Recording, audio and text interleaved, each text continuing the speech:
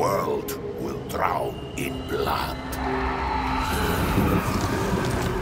Vlad von Carstein, or rather Vlad Dracula, Vlad the Impaler, the son of the dragon in history represented by a bloodthirsty but honorable vampire with delusions of glory.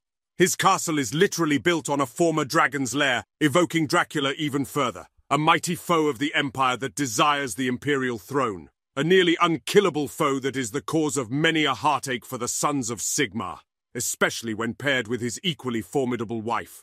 Welcome everyone, Carstein here with my campaign overview guide for Vlad von Carstein for Total War Warhammer 3 Immortal Empires, and also for Isabella von Carstein, because it's basically the same campaign, just a couple of different benefits depending on who you choose, but nothing too major. It's essentially the same campaign, same starting position.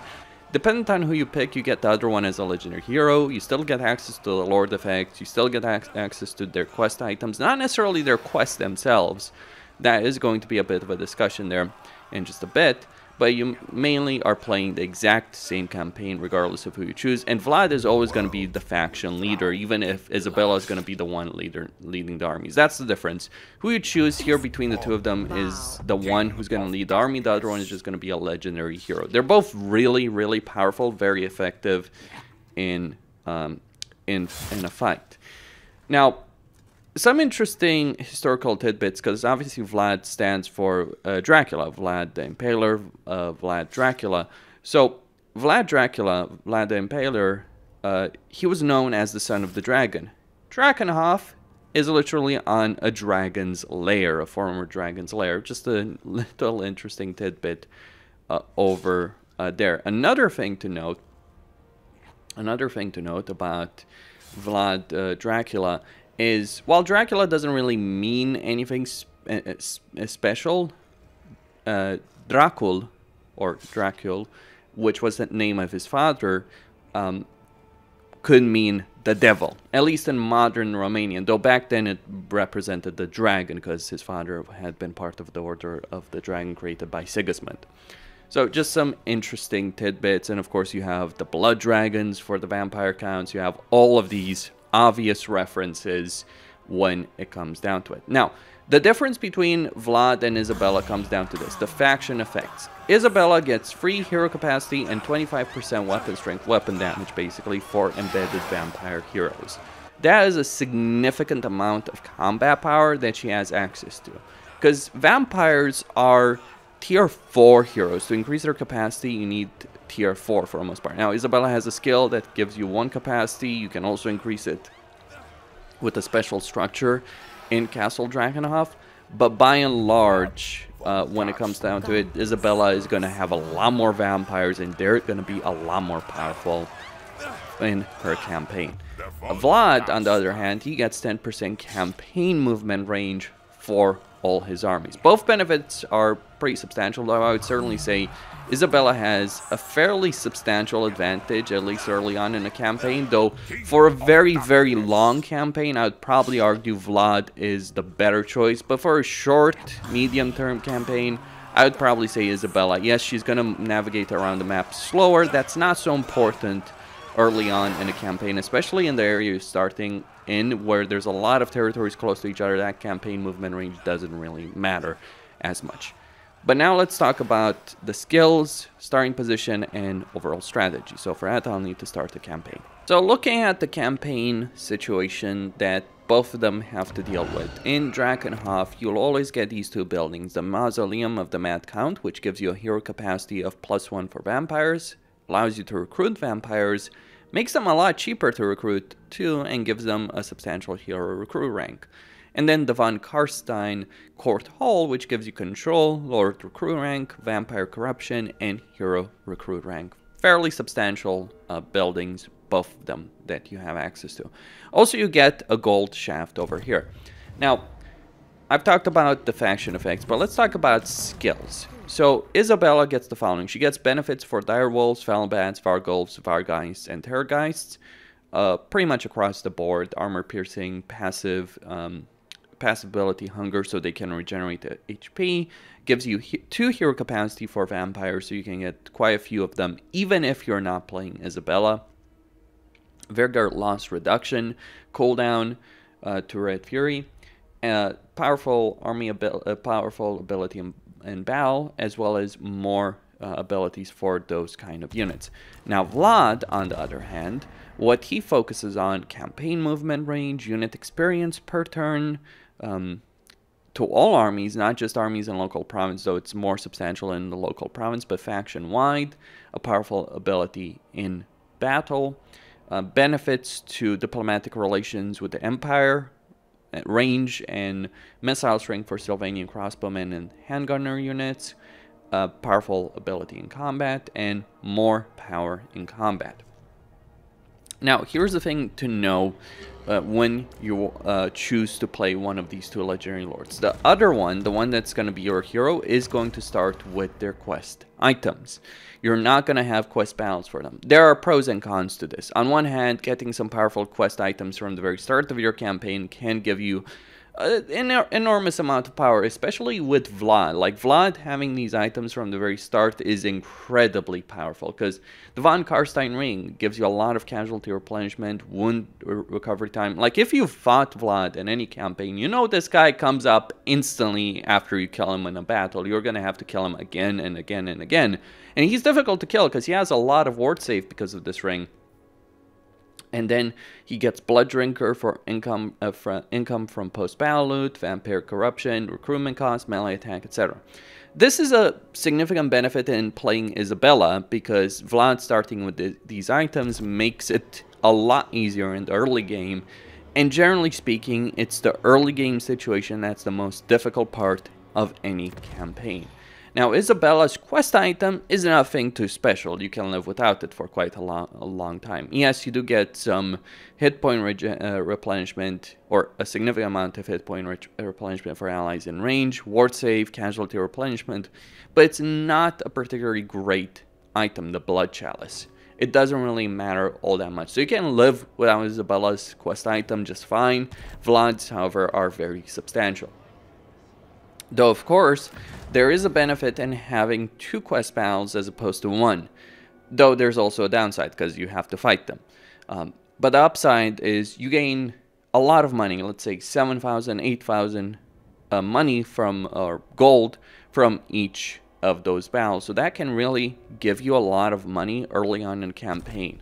But money is not necessarily going to be a problem for the vampire counts, though managing the money you have can be a bit tricky, because it's very easy to spend money if you're playing the vampire counts through the raise dead mechanic. So you want to be careful what kind of units you're getting. You have powerful armies, you have good income, but you want to be careful on how you spend your resources when you are playing one of these two.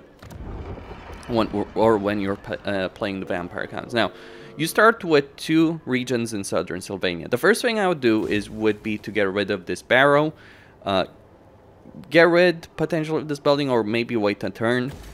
Get Dragonhof to level 2.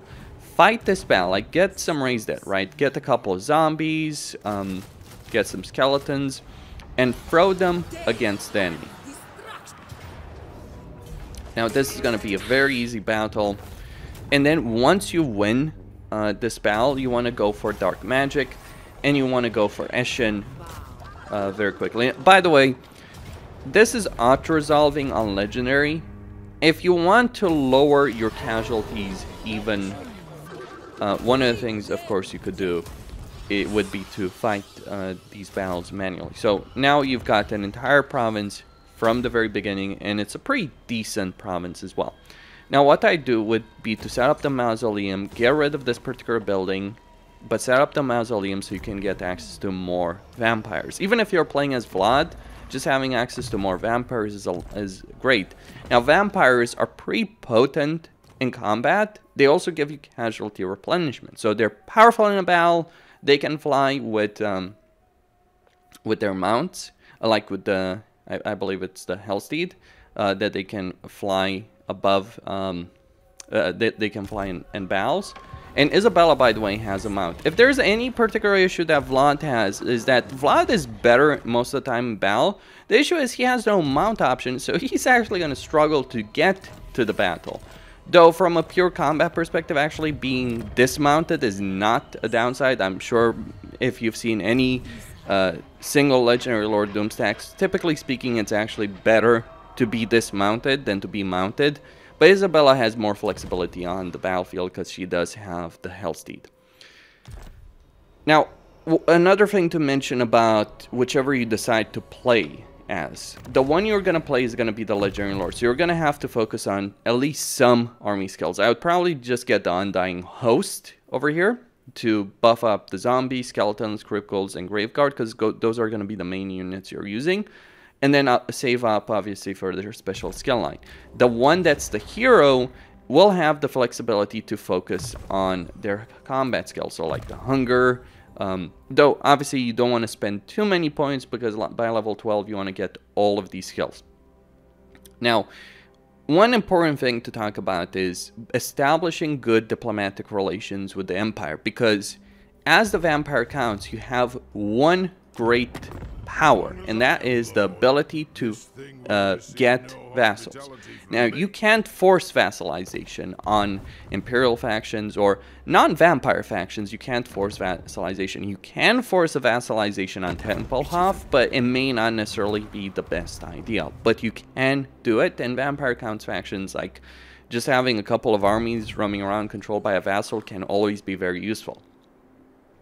Though there are going to be downsides if you decide to go down that path. But either way, you want to take down Tempelhof really quickly. And then you have to make one of the early game decisions that's actually going to be really important for the rest of the campaign. And that is, what do you decide to do with Tempelhof? Do you force vassalization on them, or do you wipe them out and take their territory? Now, you could just reduce them to a single settlement, don't give them anything. And the reason you wouldn't necessarily want to force vassalization, and the reason you wouldn't want to give them any extra territory, even if you do it, is because your neighbors, the Imperial neighbor, the Empire, and Carrick-Drin, are not going to appreciate that. And here's the thing to know. While there's certainly a great deal of aversion between you and the dwarves, you can certainly gain a lot when it comes to diplomatic relations. Like, Ungrim doesn't have a historical grudge against you, he just has a -40 aversion because of the race you are. But there's no particular or significant aversion between you and him. And you can really improve diplomatic relations with Ungrim to the point of either making him a vassal or at least an ally. Though maintaining that alliance with a -40 aversion can be tricky, but he can be a significant ally early on in your campaign. My advice on this particular subject would be, you want to take Zufbar, the entirety of Zufbar, but at least their capital. And then if you can sneak here and take Grom's Peak very quickly in your campaign, then that may allow you very quickly to get access. If you can take Grom's Peak and then give it to Ungrim, that's going to count for a lot in diplomatic relations. And taking Zufbar along the way, giving Zufbar to Ungrim, that's also going to count for a lot. If you've wiped out Tempelhof, then that might be enough to establish an alliance. Or you could delay wiping out Tempelhof, first establish an alliance with Ungrim, then do so, subjugate them, make them a vassal, and give them a part of Northern Sylvania or all of it. Regardless of what you choose, either wiping them out or making them vassal, I would say it is a significant benefit if you do get Ungrim as an ally. Another ally you can have, though this is more of a long-term project, but another ally and even vassal is Katrin. Katrin is very susceptible to becoming your vassal. Though making her your vassal is not necessarily something you should rush because you've got other issues.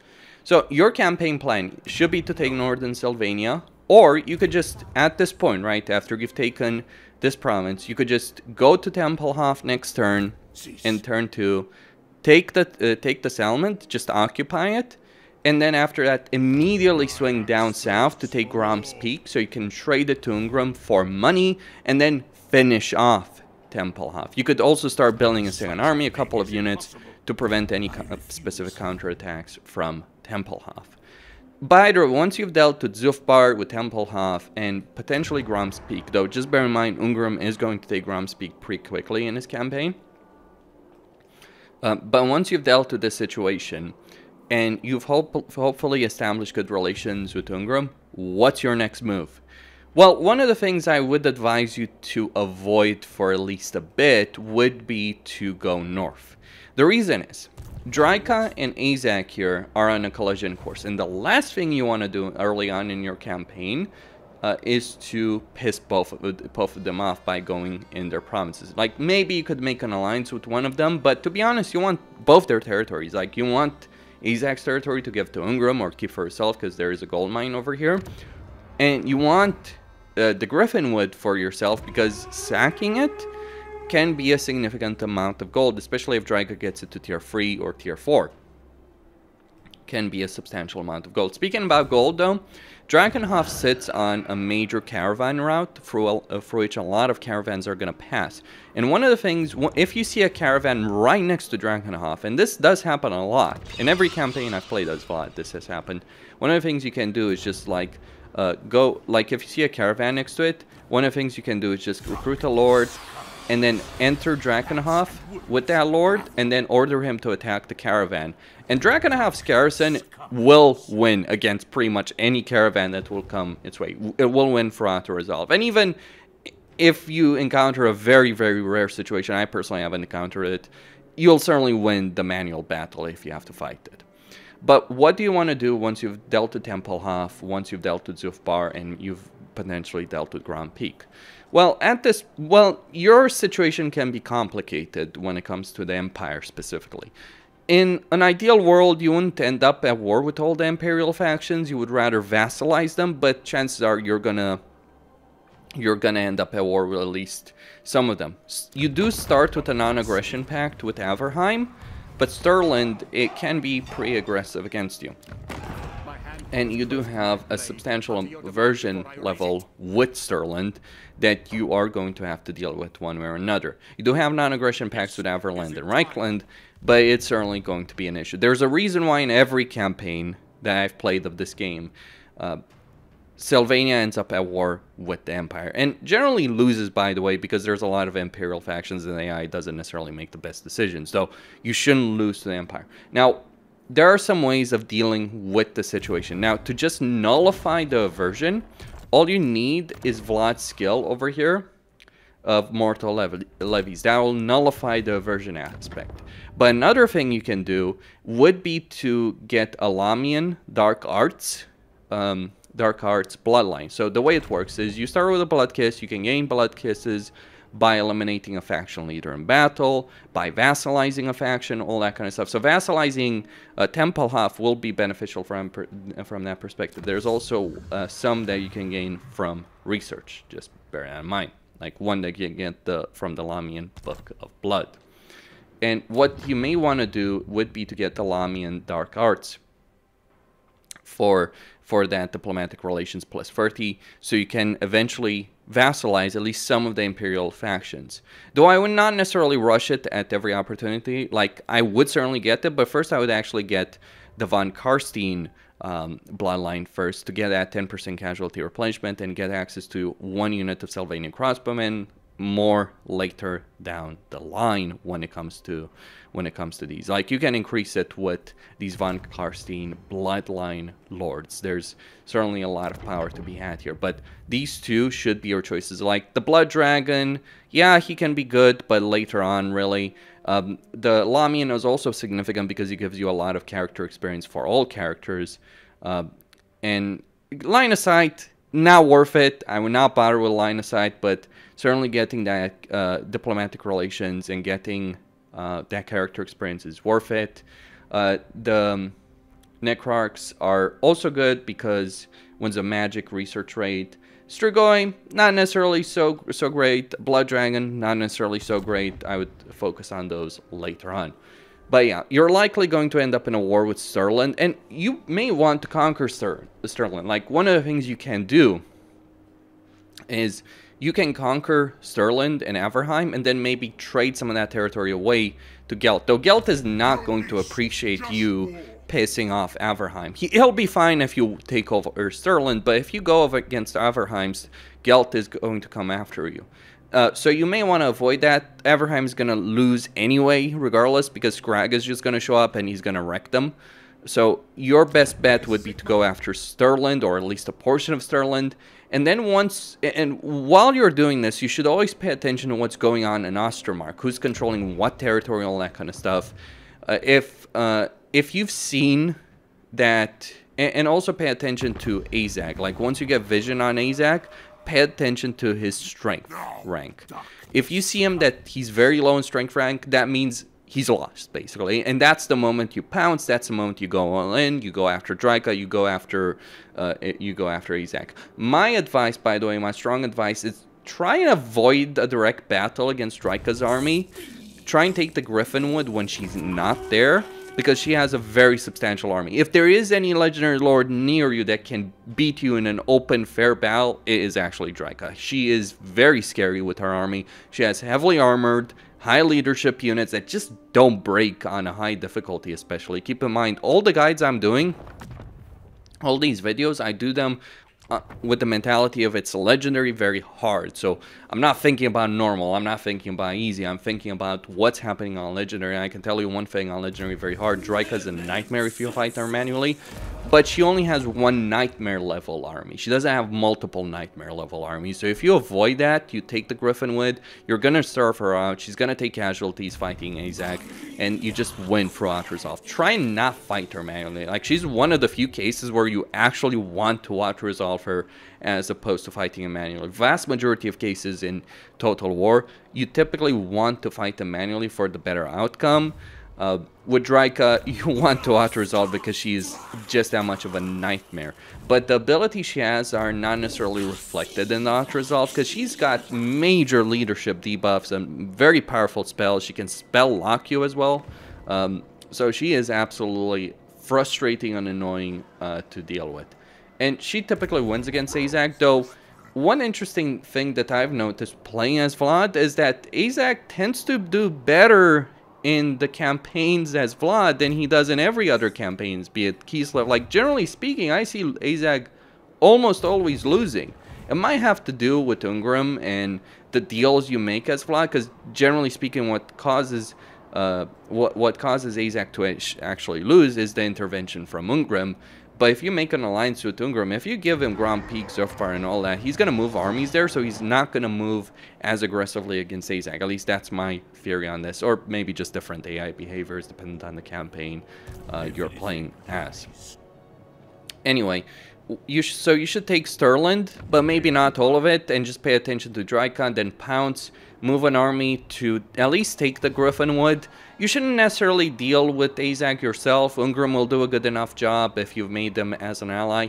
Try and avoid the conflict with Ungrim. I'd say that's pretty important. Even if you have to sacrifice Tempelhof as a vassal, I would say not having Tempelhof as a vassal is certainly worth, an alliance with Ungrim is certainly worth that price. But yeah, take Stirland. Your short campaign victory condition is to take the Reichland, basically, to take Altdorf, so that means you're going to wipe out Karl France. And your long campaign victory condition is to basically control the entirety of the empire and wipe out Reichlands, because Vlad's goal is to be the emperor, the true emperor of the empire. Now, you do have options diplomatically, you can vassalize factions, and if you can do that, that can be a significant force modifier. Like, the reason Warriors of Chaos are so powerful is because they can get vassals. You can as well, not as easily as they can, to be clear. You have to do it to diplomacy. You can't just show up to someone's territory, reduce them to their last region, and then subjugate it. And you don't have that option outside the fellow vampire count factions. But you do have the option diplomatically to do it. And if you can get some like Gelt, if you can get more Dwarven factions as vassals or as military allies, by just taking territory, trading away territory you don't need. So you don't want Zufbar for yourself. That's why you should trade it to Ungrim, and he'll certainly, as long as you've done damage to Tempelhof and pleased him with that, he'll agree to make a military alliance with you if you've taken those steps. And you do have some diplomatic benefits, of course, when it comes to the Imperial factions, especially the minor Imperial factions like Midland, Talabayam, I would not do any deals with the Ostermark because you don't want to interfere in the Ostermark. If you make any deals with the Ostermark, what's going to happen is both Azag and Drykai are going to get pissed off at you. I learned that lesson playing as Kislev many times. Like, the best thing is pretend the Ostermark, it doesn't exist. Hell, even declare war on them because it won't cost you anything. But yeah, Osland, Midland, Talabayam, Nordland, maybe Marienburg could be options for vassalization. And yeah, you don't want to take the empire. How much of it you take, that's up to you. I would personally say that at least giving the northern frontier to vassals and military allies would probably be the best part, and so you can expand to the south. You can expand over a vast swath of territory, except Frozen, which is unpleasant and chaotic. So you don't want to be dealing with Norska and the demons nonstop. One of the biggest traps in any campaign that borders with Norska and the Northern Chaosways is you can get stuck in a vicious cycle of attacking, defending, attacking, defending. That's the problem with Kislev. And that's why if you're playing as Kislev, for instance, you want to go and conquer Sylvania, because that will provide you the economic heart. Hell, as Kislev, the best situation would be for you to conquer the entirety of the empire, but that's a different discussion for another time. So if you can avoid that and expand into Bretonia, expand to the south, take the entirety of this land, maybe even going so far south as to meet Manfred, though Manfred generally will die pretty quickly. Someone that won't die very quickly is Gorst, or in Bretonia you have Kemmler. Those are your options for Confederation. I would also advise people in general to play with the Defeat the Legendary Lords mod. It makes campaigns more interesting. It makes it not just that you can recruit lords that get defeated, but they will also get Legendary Lords that get defeated. So for instance, Karl Franz, if you defeat him, he's going to show up again in your campaign. So it makes campaigns more interesting from my perspective. But that's all there is to know about it. Army-wise, just you should not necessarily worry too much about regular recruitment. You should use a lot of raised dead. I would say that the most cost-effective army currently for the vampires are the zombies, but you don't be afraid of going for things like Grave Guard or higher tier units.